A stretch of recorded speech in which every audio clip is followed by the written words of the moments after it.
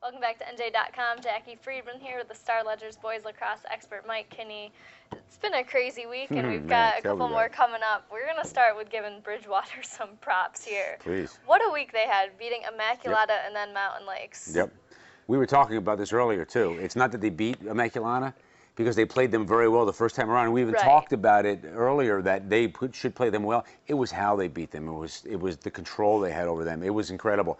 It was a 14-6 final, and it wasn't really a 14-6 final. They were in control of the game completely. They did a great job of establishing control, possessing. Tyler Barbarich and Brian Lenskold, two excellent face-off guys against some of the better face-off guys in the state. You know, Ralph D'Agostino and Kevin Albert, when he steps in with the long pole, very good. But they did a great job of, especially in the second half, controlling possession, taking great shots. Guys like Ryan Hollingsworth really got involved. He took great shots. Roy Mastriani took great shots. Good dodging, excellent shot selection, and the defense just did a tremendous job.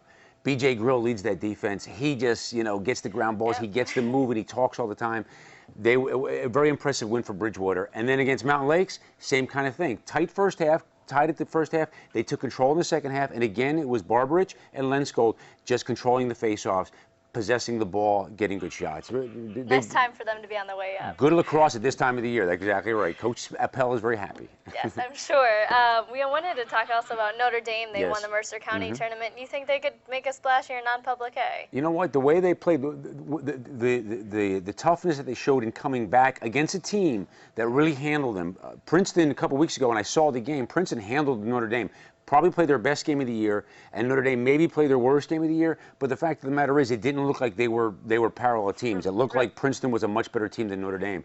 And here they come. After that, they come into the Mercer County final last week, and they go to overtime. Notre Dame just showed a lot of guts, a lot of toughness. They did a great job of playing defense, of reducing Princeton's shots that they had so many of the first time around.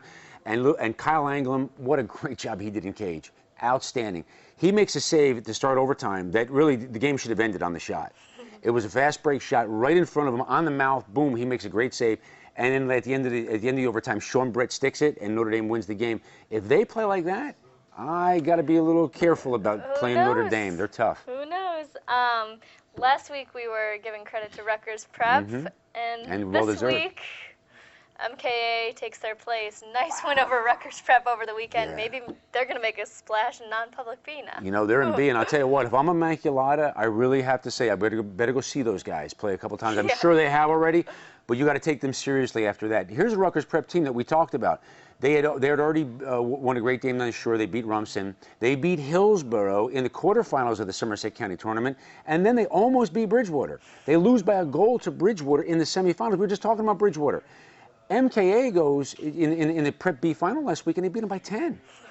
Outstanding. Outstanding shot making by Jack Strain and Matt Lane and the rest of those guys at MKA, and a great job defensively. Patrick Carroll just has that defense really working, and they're doing a tremendous job. And Craig Schweitzer, when he needs to make saves, or at least in that game, and he's done a good job this year, when he needed to make saves against Rutgers Prep, he made saves, he turned them out, he got the ball back to the offense, and those guys were sticking shots. Some of the best shot making I've seen all year from MKA. Oh, we wish we could be doing videos here pretty much every day this week, because that's the kind of week it is. We have the first round started today into tomorrow, Tuesday, a little bit, quarterfinals, and then the semifinals this Saturday. So we're going to tell you what we think we'll be talking about a week from now when we're back. Let's jump ahead a little bit. For the finals next Wednesday. I guess you want to do a quick run through of the groups? Why not? Let's see. Yeah, exactly. You know, let's kind of see who we think is going to get there when we're talking next week for Wednesday's finals, you know. Group 4, a lot of balance there. I like some of the teams. Group 4, I think you got to watch out for Montclair. There's no doubt about it. They're playing very good lacrosse right now. When it comes to that final, though, I think it's going to be Bridgewater. We just talked about them. They're playing way too well. And don't forget Montgomery. I picked them at the beginning of the season to win Group 4, and I'm not losing complete faith in them. Montgomery, I still think, is a tough team. If they had a little more depth, they'd be very dangerous. But you know what? Bridgewater's playing among the best lacrosse in the state right now. And I think that final is going to be them and Hunter and Central. I think that's going to be the meeting. That's the last time Bridgewater lost a game was to Hunter and Central. And, man, we're going to want to see that. Then in Group 3, the Battle of the Ridges, Ridge and Ridgewood. Right. The Battle of Ridges. I don't think there's going to be much argument there. You know, Ridge is playing well enough to get from their side of the bracket. I think they're Ridgewood. They had a little bump last week. They lost to Del Barton in a game. They probably would wanted to have played a little stronger. But Ridgewood's very, very good. They have a lot of talent, and they have a lot of depth. And I think it's going to be Ridgewood and Ridge. Ridge is the defending champ in Group 3. I think Ridgewood and those two, that's going to be a fun game.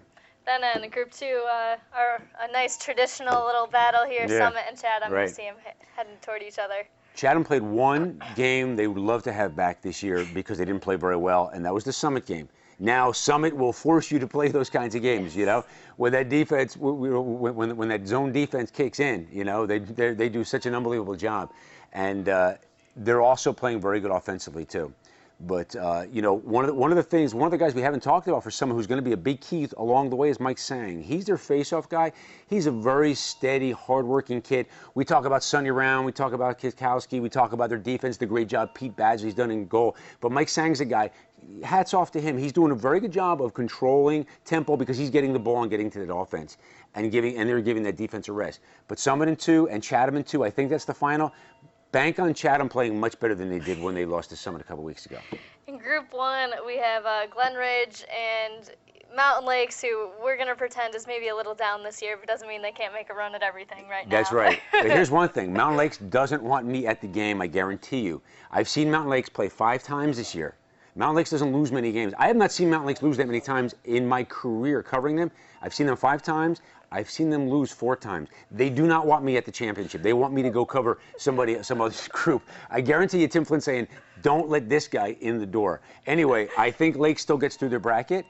The interesting bracket on the other side is going to be Glen Ridge and Mahwah coming out of there. It's going to be a lot of fun. That is going to be a great semifinal game. I think that's going to be the semi.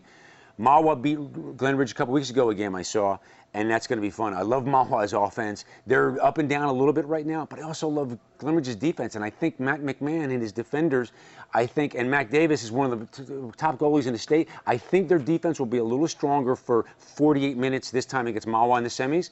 I think it's Glen Ridge and Mountain Lakes in the final, and I'm not going to tell you who I think is going to win that game. That's going to be the final. Next week, all right. Non-public A, not a huge shock here. Del Barton, Don Bosco, you think will be squaring off? I think so. And the only thing is that another great semifinal there, and we talked about Notre Dame, watch out for them, but I think a great semifinal on the other side of Del Barton's bracket is going to be Don Bosco and St. Augustine. St. Augustine is very dangerous. Watch out for them. And I think they're playing pretty good, steady lacrosse right now, St. Augustine. Don Bosco has been a little up and down. Mike Springer, the head coach at Don Bosco, will be the first guy to tell you that. We need a little more consistency, you know? We've got great shooters, we've got great people, but we need a little more consistency. If they establish that consistency, I think they take St. Augustine in the semis, and that's going to be a fun final. Del Barton and Don Bosco. Little different styles. Yes, Don Bosco wants to go at you, get at you, get at you. Del Barton wants to possess a little bit and run their offense. Fun. Non-public B, we alluded to this one, Immaculata, Montclair, Kimberly. Yes. You know, Immaculata's got the one bump. They're strong, man. You know, they're going to come back with Taylor Vanderbeek, and we talked about Ralph D'Agostino. And 2 guys I don't talk about a whole lot. Ryan Coakley is one of the best setup men in the state. He didn't get a chance to do that against Bridgewater. And George Markey is the guy he's looking for a lot because he does a great job of cutting off ball. But Immaculata, believe me, after that loss, man, they huddled up there saying, we are going all the way, because I said they were good enough to get to the tournament champions. They may be done losing for the year. They may be done losing for the year. But MKA, scary, good, because they're so well coached. They're so well coached. Paul Edwards is one of the best coaches around. And they're smart, they're young, they're smart. That youth that MKA has is one of those things that's like, I don't think there's any fear. And when they go to Immaculata, there's going to be great respect because that's the way they're coached, but it's not going to be any fear. These guys play like, ooh, here we go. They had no right to play that well against Rutgers Prep. I'm telling you, they had no right to play that well, but they did. It's that time of year. It's that time of year. It's fun stuff. Keep following us on NJ.com and the Star Ledger. We will try to keep you posted as best we can. And